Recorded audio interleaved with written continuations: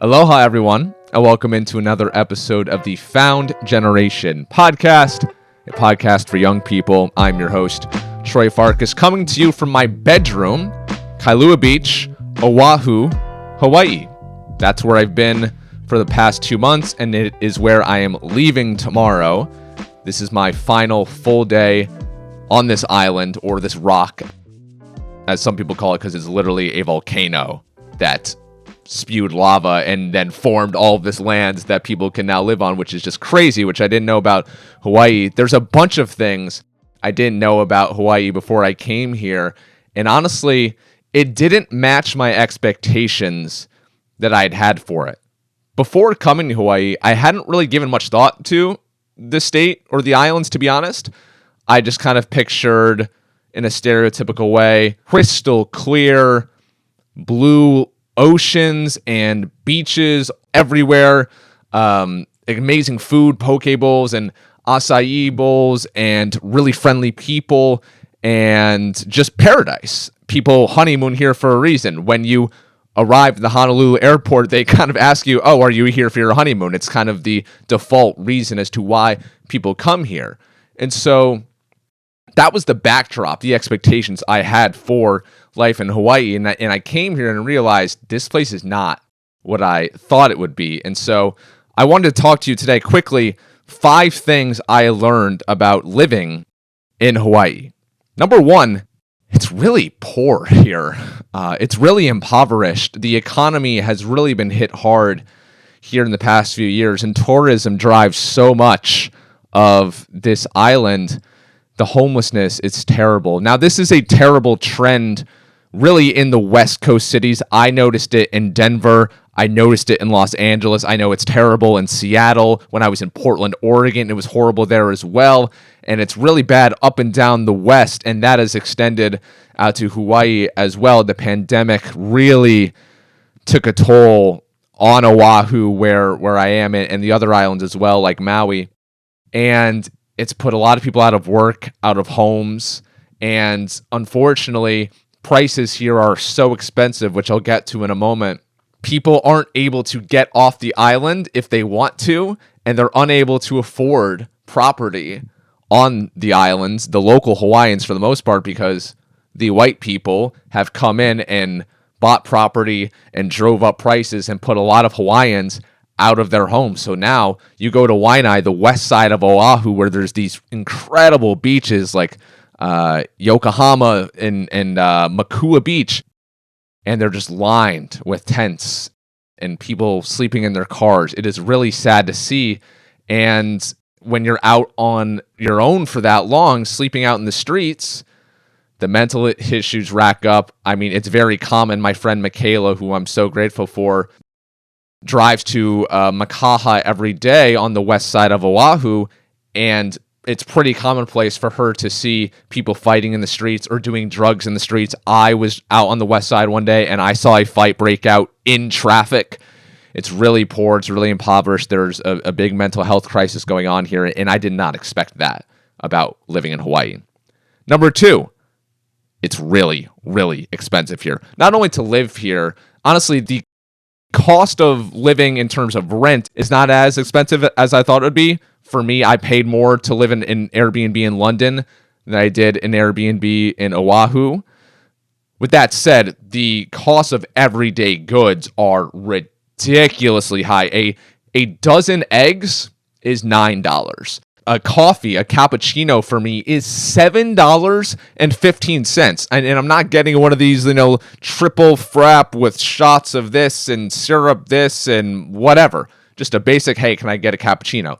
$7. It's ridiculously expensive here. Everywhere you go, there's no place that you can go, no establishment where people are like, yep, that's the cheap one. Grocery shopping, I'm spending $70 minimum. And this is just for me, just getting my basics of oats, eggs, peanut butter, milk. Crazy expensive because, 1, the economy is in such bad shape.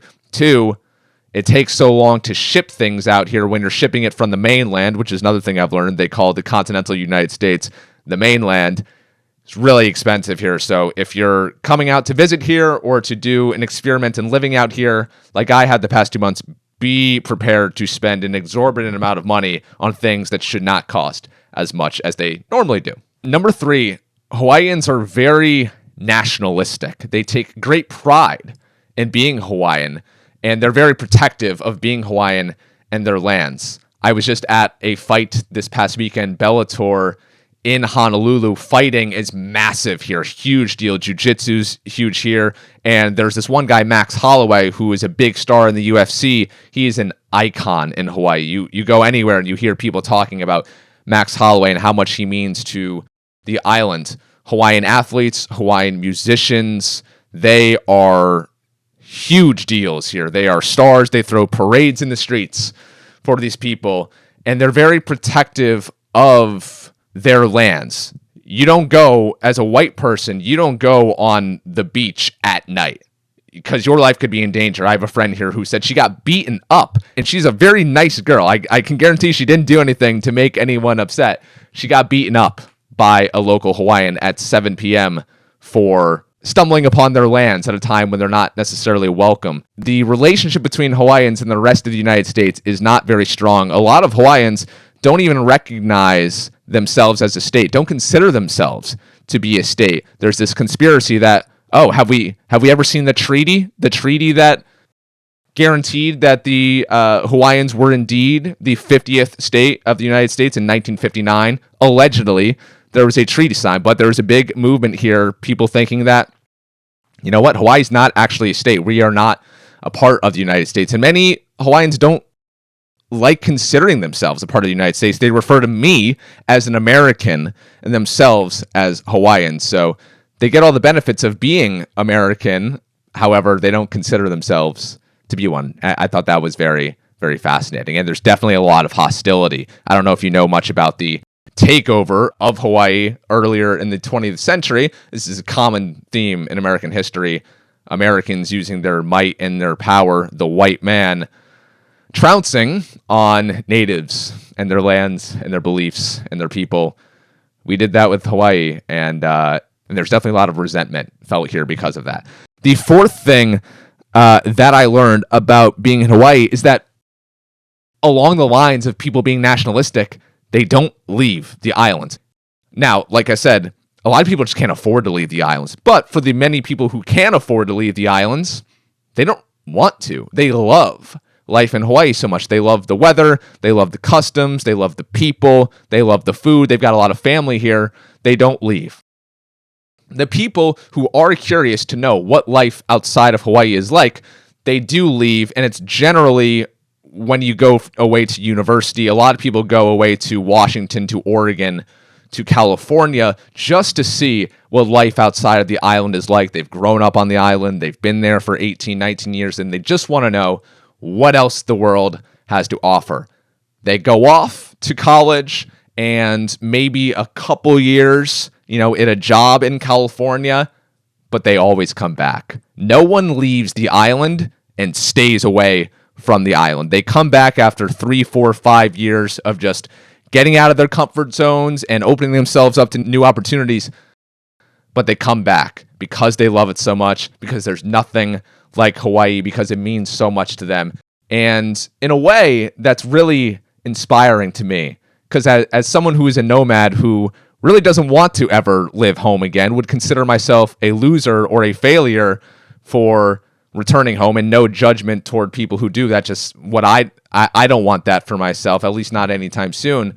It's really inspiring to me that people love where they come from so much that they're willing to go back home. They don't see it as, oh, I'm a failure because I can't be away from my parents. No, it's just they take so much pride in being where they're from that they just want to go there. I spent a weekend, honestly pretty cool. Friday, I met a big group of people for a happy hour, and I stayed with these 2 women for most of the night, just talking to them. They were these white women from Hawaii who grew up in Hawaii on Oahu, and both of them went off the island for a couple years, like I said, for college and for work, and then they came back.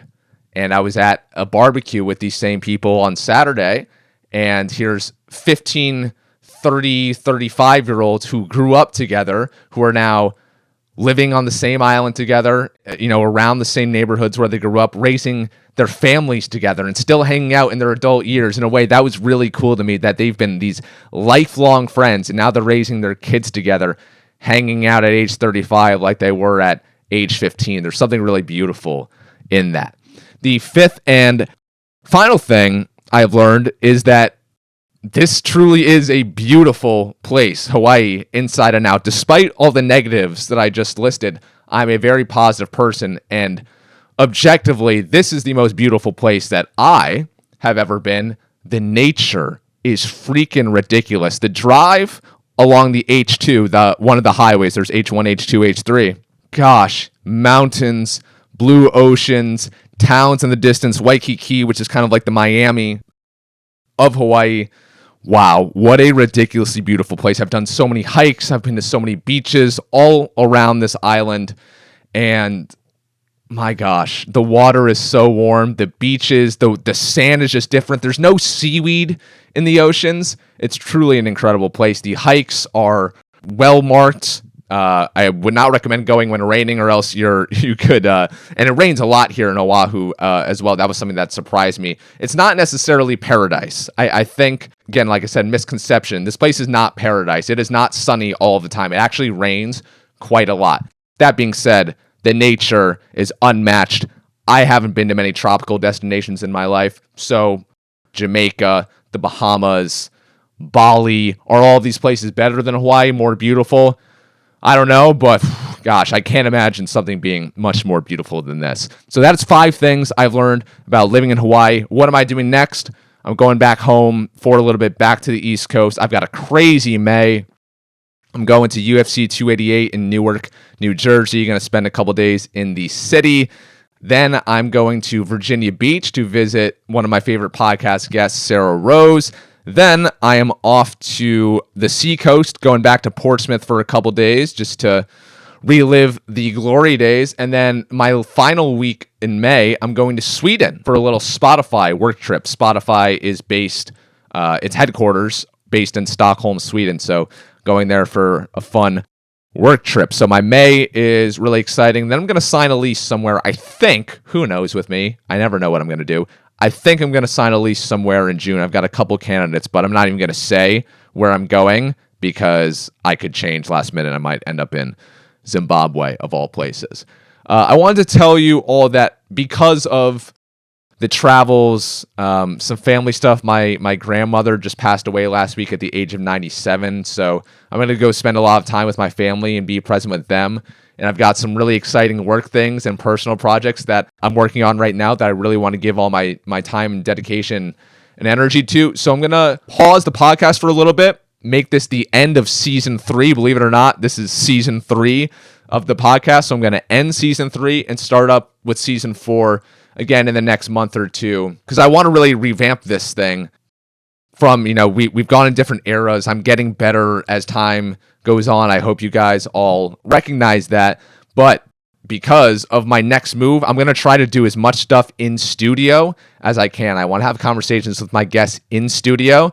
I don't want to do the virtual thing as much anymore. I want to have, because like the conversations that I had with Sarah and with Kelsey in person, I feel are just so much better and so much more intimate conversations. So I want to also come out with season 4 with some in-studio conversations, throw in some fun segments, get more listener, viewer interactions, want to really get the video product to be something I'm really proud of. I am proud of it right now, but I know with in-studio, there's way more stuff that I can do with it just to make the conversations better, to make the shows better for you guys to both listen and watch too. I want to make the YouTube channel really big. I'm seeing a lot of growth potential there. So I just want to take a step away, remove myself from the day-to-day grind of this, evaluate as a whole, and also get all my ducks in a row for season 4 so that I can plan more effectively and ultimately deliver you guys what you want. If you have any suggestions, recommendations for the show, people you want to hear from, topics you want discussed, please DM me on Instagram at Troy_Farkas. Write me a letter, send me a pigeon. I don't care, but I would love to hear from you. You guys make this show possible. You guys inspire me to keep creating and to keep having conversations and to keep learning. I like to think that, I'm learning kind of on behalf of all of us, or I'm a representation on the show of what you guys are dying to hear. So just let me know. I'm doing this for you guys, all of our lives as young people, figuring it out, trying to make it better. So thank you for your continued support. In the meantime, while I'm on this little pod hiatus, subscribe to me on Substack. I will still be writing there essays to you, but really essays to myself. And I'm almost at 100 subscribers there. So if you haven't subscribed yet, please subscribe now. Maybe you'll be the 100th subscriber. If you are, maybe you'll get a special prize. Who knows? Until next time, everyone, have a great rest of the week. Keep doing things you love. Mahalo. I'll talk to you soon.